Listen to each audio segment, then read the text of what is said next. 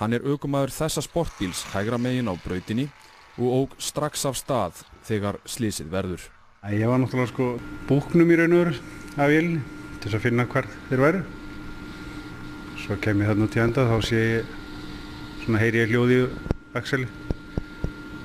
Stunnur á letið og við finnum hann þarna inn í flakki. Þurfum að brjóta okkur smá leið til þess að komast að hann.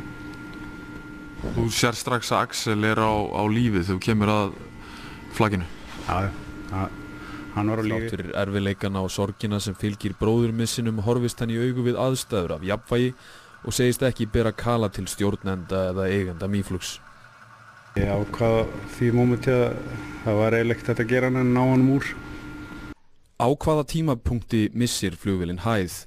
Hvers vegna fullyrðir rannsóknarnefnd samgönguslysa að vélin hafi misst hæð?